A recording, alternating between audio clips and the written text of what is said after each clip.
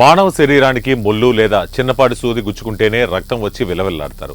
అలాంటిది కొందరు భక్తులు తాము నమ్మిన దేవుడు కోరిన కోరికలు నెరవేరుస్తాడనే నమ్మకంతో ఒళ్ళు గగ్గుర్లు పొడిచేలా పొడవాటి ఇనప చువ్వలు గుచ్చుకుని తమ భక్తిని చాటుకున్నారు. చిన్న పెద్దలు, వృద్ధులు, పురుషులు, మహిళలు ముఖంపై, దవడకు, వీపుకు పొడవాటి ఇనప శూలాలు గుచ్చుకుంటున్నారు. కానీ వారికి శరీరం నుంచి చుక్క రక్తం రాకపోవడం విశేషం. ఇది ఎక్కడ అనుకుంటున్నారా? కర్నూలు జిల్లా ఎమ్మిగనూరు పట్టణంలో తమిళుల ఆరాధ్య దైవమైన శ్రీ సుబ్రహ్మణ్య స్వామి జయంతి సందర్భంగా రథోత్సవం వైభవంగా నిర్వహించారు. పట్టణంలోని శ్రీ పాత ఆంజనేయ స్వామి దేవాలయం దగ్గర ఉదయం నుండే తమిళులు చేరుకుని జమ్మి వృక్షానికి ప్రత్యేక పూజలు నిర్వహించి అక్కడే బుగ్గలకు, వీపుకు పదునైన ఇనప చువ్వలను ఆశలు గుచ్చుకొని హరోహర ఓం నమశివయ్య అంటూ తమిళులు తమ భక్తిని చాటుకుంటున్నారు.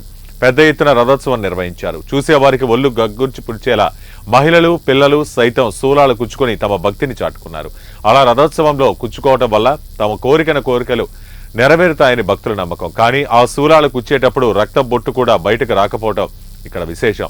శూలాలు కుచ్చుకున్న వారికి నొప్పి తెలియకుండా స్వామివారి విభూతి పూసుకొని భక్తులు, తమిళులు ముందుకు వెళ్తారు.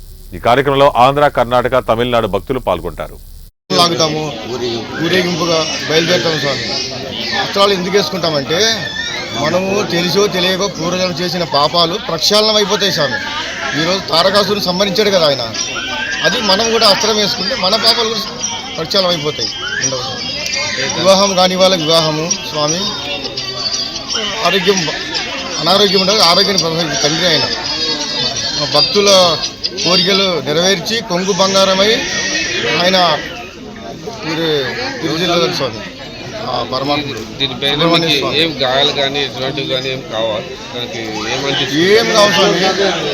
విభూది ఐశ్వర్యం, అది స్వామి విభూది ఐశ్వర్యం.